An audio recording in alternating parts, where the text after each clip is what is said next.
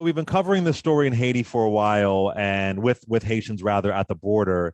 And the latest is the ambassador, Daniel. Am I saying his last name right? Foote, I Foote. believe so. Yeah. He is the United States Special Envoy to Haiti, and he has resigned. He has resigned. And he released a statement saying that he's resigning because of the treatment of Haitians at the border. He really called out the Biden administration. He said, quote, "I will not be associated with the United States' inhumane, counterproductive decision to deport thousands of Haitian refugees and illegal immigrants to Haiti, a country where American officials are confined to secure compounds because of the danger posed by armed gangs in control of daily life." Let's play a clip of Rep. Maxine Waters calling out the Biden administration and what's happening at the border. Listen to this. I'm unhappy, and I'm not just unhappy with the cowboys who were running down Haitians and using their reins to whip them. I'm happy with the administration. We are following the Trump policy.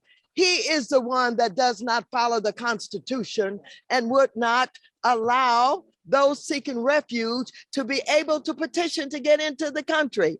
What the hell are we doing here? What we witnessed takes us back hundreds of years. What we witnessed was worse than what we witnessed in slavery. Cowboys with their reins again, whipping Black people, Haitians, into the water where they're scrambling and falling down when all they're trying to do is escape from violence in their country. Yeah, I mean, it's a lot going on. The optics of it are bad. David Swordlick, what do you think? So a few things. First of all, the optics, yes, horrific. And Democrats pointed it out this week. Look, Border Patrol agents are in the hot sun. They're wearing a cowboy hat. They're on rough terrain. They're on a horseback. But you put that together with, as Congresswoman Waters said, with images of them chasing down Black folks across the Rio Grande River, and you have an image like it's slave catchers out of another century, whether or not that's the intent, of any of the individual Border Patrol agents. That's just just the unfortunate reality of what we all saw on images splashed across this week. In terms of the policy, I think the biggest problem here for the Biden-Harris administration is they haven't clearly signaled, and I think haven't clearly decided who they want to be on immigration. And I'm not saying that's easy, but people are starting to say, hey, this is basically just what the Trump administration was doing. And so if they want to pursue a path where they say, look, we've got to tighten up the border. We're not going to build a wall, but we're going to tighten it up. We're going to send people back. We're not going to entertain people trying to cross at a port of entry and make an asylum claim. They have to say that out loud, say why, and let people know that, look, we don't want to be inhumane, but what we're not going to do is, basically open up a floodgate. If that, and I'm not, this is not my position. I'm saying if this is what their position is, they've got to let people know that. Go back to the Obama administration. I said this on TV the other day. President Obama in 2014 gave his big immigration reform speech where he quoted Exodus 23:9, the passage about we were once strangers too. We should understand a stranger to this land. I'm paraphrasing the scripture there, but people get the idea.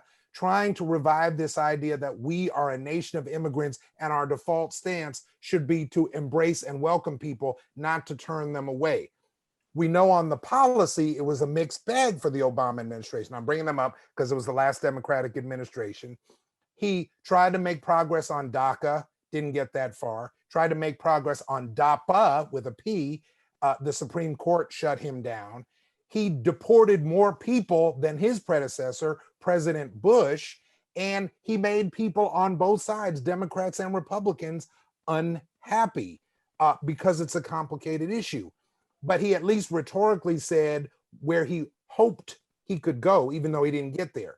I don't think President Biden has made it clear to the public where he's going or what he wants to do. And I think broadly speaking, Democrats just have to decide, are we going to just sort of play for a stalemate on immigration? Are we going to change policies or administratively or legislatively to let people more in and revive this idea that, look, we welcome people, we don't turn them away?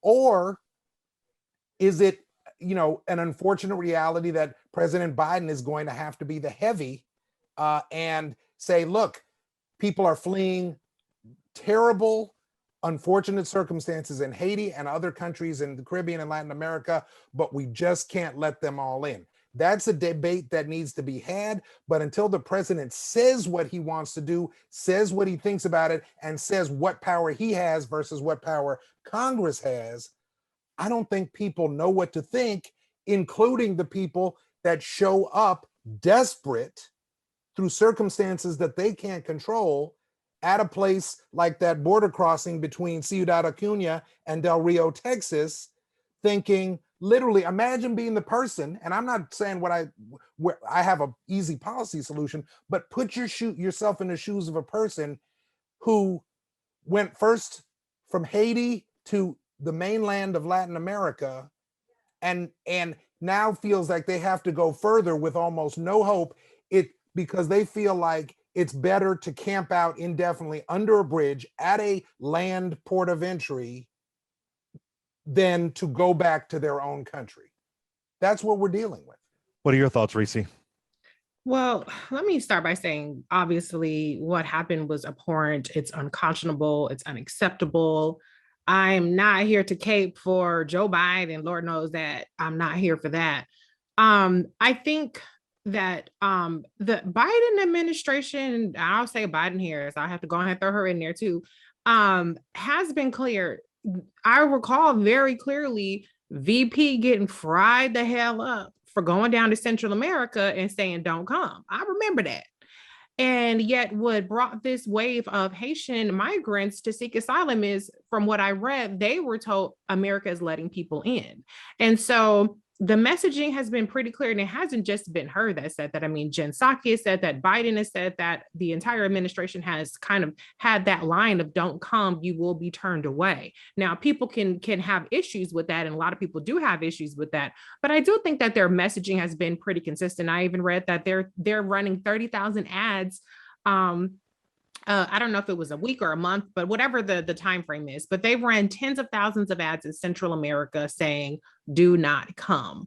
Okay. And that's where a majority of these Haitian migrants came from. They didn't come directly from Haiti. They came from Central and the rest of Latin America, South America. So we always struggle with messaging as Democrats, right? And I think that even in this case, the Biden administration has made the calculation that they'll take the hit in terms of being seen as inhumane and as turning people away to try to discourage it, when reports are that thousands of Haitian migrants are being actually let in, and yes, there are planes that are taking, 100 or so back a day, but far more actually being let in, but they don't want to advertise that, because then that only further exacerbates the crisis, because more people feel encouraged to come. And so this is a very complicated issue.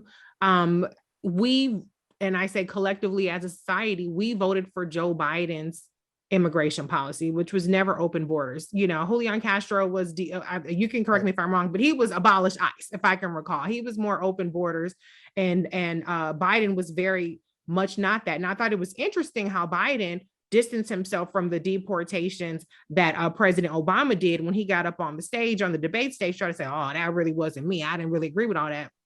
But yet here he is, really spearheading this. So it's a complicated issue. I'm always going to quibble with the fact that Vice President Kamala Harris is blamed the Black woman on everything. All of a sudden now she's responsible for, Well, let me ask you that, Reese, because there are people that are saying, wait a minute, Vice President Kamala Harris is in charge of immigration. So explain that, because there are people who believe that. And that is, I could just, she should have fought tooth and nail, but like, hell the fuck no, right. Do not give me anything but any words that have immigration in it. Vice President Kamala Harris is in charge of diplomacy to the Northern Triangle nations to address the root cause of migration. That's a mouthful. And if you explain it, you're losing. And unfortunately for her, this happens too often with Democrats. Republicans get ahead of them in terms of defining the narrative and defining the roles.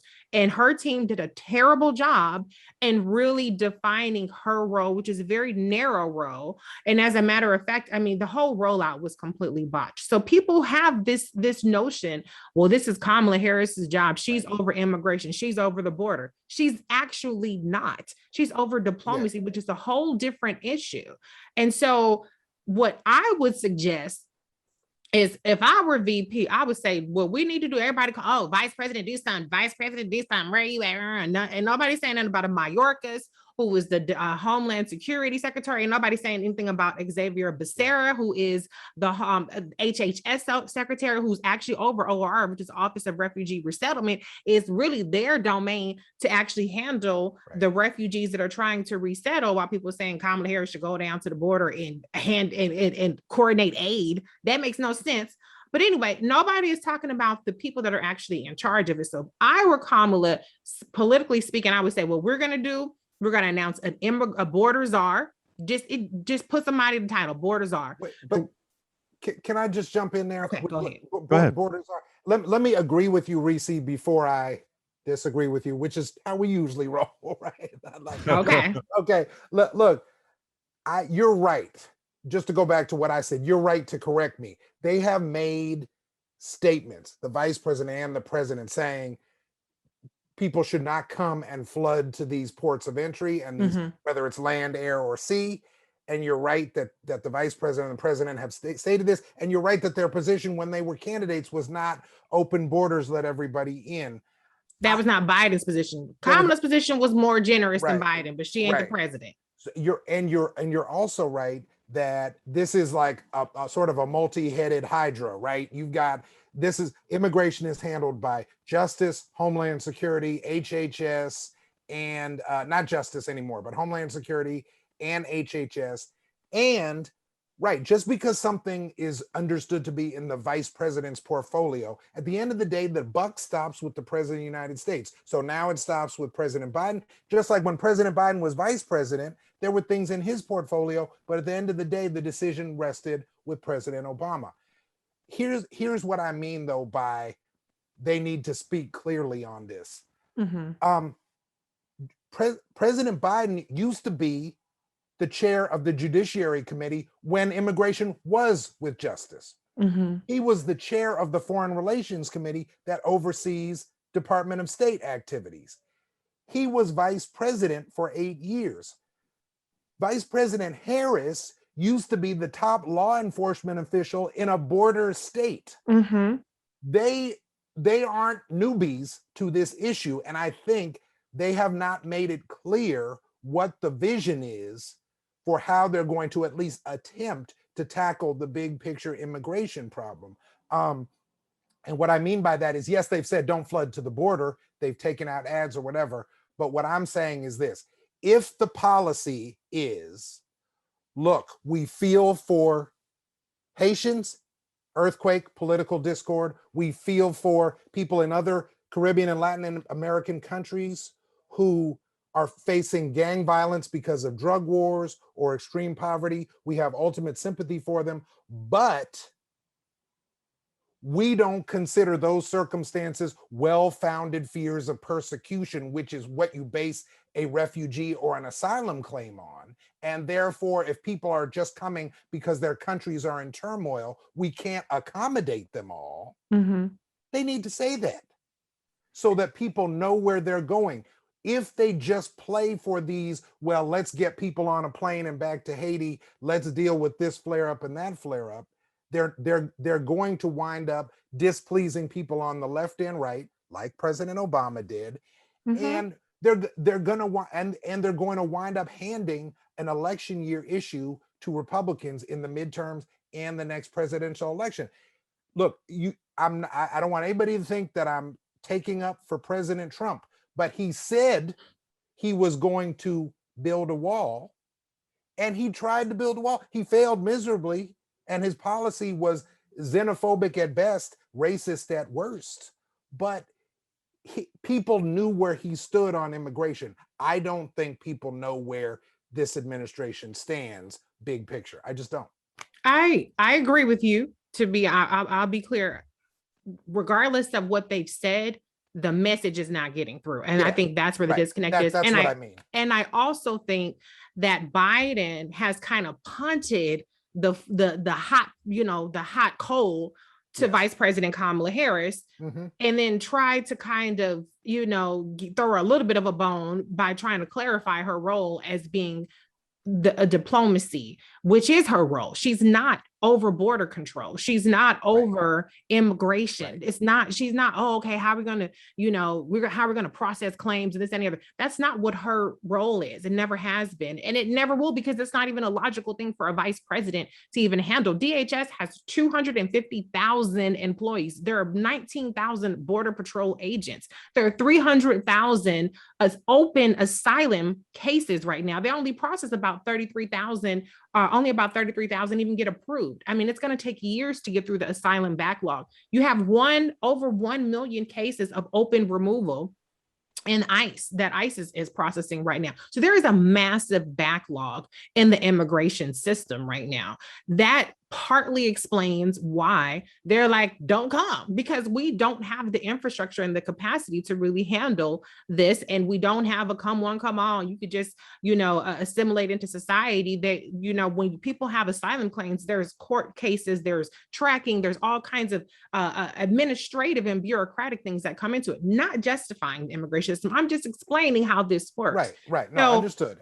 So I think that, just if we're talking strictly politically speaking, if I was Vice President Kamala Harris, I would say, all right, y'all want me to do something? Okay, I'm gonna go tell Biden, name a damn border czar and name an asylum czar, immigration czar, whatever the hell you want to call it. If it's two people, if it's one person, whatever, and get the fuck out of my swim lane, because all I'm gonna do is get fried up over it. I think it's unfair that she has become the face of immigration, and Fox News is happy to make it that way because she's the quote unquote president in waiting and the heir apparent, and Biden has mostly been Teflon, but it's saddling Vice President Kamala Harris down, and she does not have executive authority. She can't write executive orders. She's not DHS secretary. She's not HHS secretary. She's a person who's making calls to the Mexican president and the president of Ecuador. That's what she's doing, not the day-to-day administrative stuff. So it sucks that she's getting really just destroyed over this. But this is a case where Biden, you have to step up. You have to be the commander in chief. You have to be the head honcho and take the responsibility in terms of what's happened, in terms of being clear and articulating your immigration policy. Because right now it is a mixed bag. It's not clear to the American people, which is what matters. What's clear to the American people and the world at large. Well, what people are saying also is that it's stone cold racism. That Haitians are being treated differently than folks from Afghanistan. I want to play this clip, and I am hesitant. I struggle with this about pulling up clips from folks back in the day. But I want to play this clip of now President Joe Biden talking about Haiti in the 1990s, and this has been coming up again, the whole messaging conversation. Listen to this.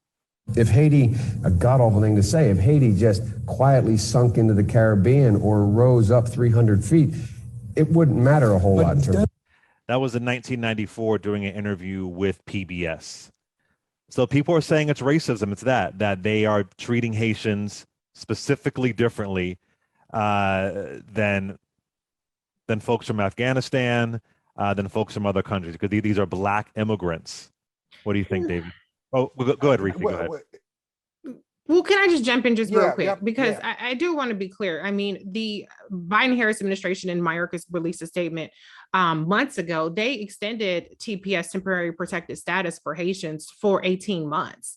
And up, if you got here or if your claim was made before May 29, 2021, you were eligible for it. So there have been special provisions that are made for Haitians specifically. Now, they did determine that this latest earthquake did not qualify for TPS status, but there has been a special designation for Haitians. Not saying that there isn't racism in the way the Haitians are treated.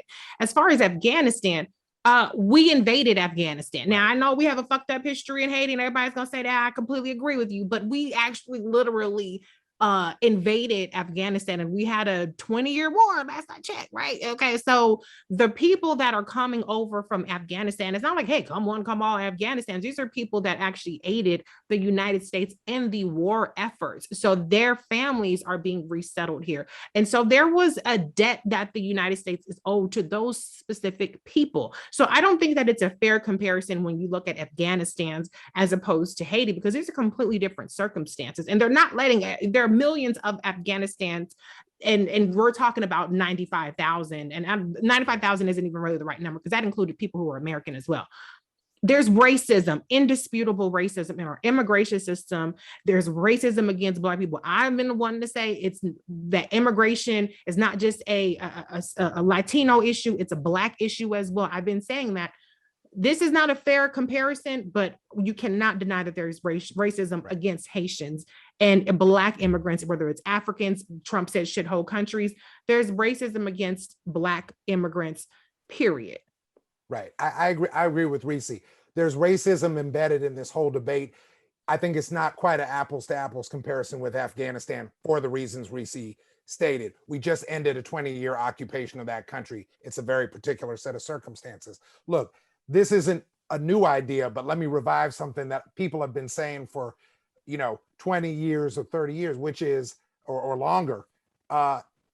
If most of the people trying to immigrate here were au pairs from Sweden, there'd probably be a lot less resistance to it than if it was people from Black and brown countries in this hemisphere, or the Philippines or India, etc. This has been woven into this whole debate for all of our lifetimes, and neither political party has been completely consistent on it. I think Republicans have done more of a flip-flop. In the Ronald Reagan era, it was all about letting migrant workers in from Mexico and other Latin American countries to do farm work with temporary permission to enter the country without the promise of citizenship. And Republicans over time came to sort of a zero tolerance point of view, trying to, that concluded with, Trump, build the wall and make Mexico pay for it, which was stupid, but resonated with that vote. I'm not going to sit here and pretend that I know the answer on what is the best immigration policy. So let me just say something that I feel more certain of about the politics, which is that you have a situation where you want to be both humane and recognize that that we're not just this all happens to one person at a time, right? We think of 30,000 Haitians, but the one Haitian man in that photo being chased down by a Border Patrol agent on horseback is one human being with one life. And it's hard to always keep that in perspective. And so I think at a minimum, what should happen is that we meaning whoever's in charge, but in this case, the Biden administration, should understand that as the richest, most powerful country on earth, there's got to be a way to do this that's at least organized and humane. If you're sending people back, how do you treat them in custody? Do they have beds and showers and food? And do kids have books and soccer balls while they're in your custody? If they're being sent back, are they being sent back into danger? And if they're being processed for an asylum or either a political asylum or a refugee status, and the difference between those is mostly where you are. Are you at a border, or are you still in a third country?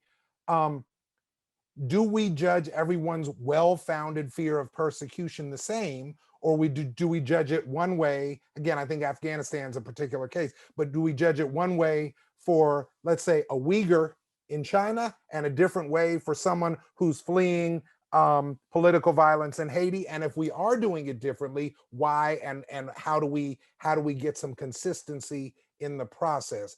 And I don't know what law can be passed to solve that. But Mhm.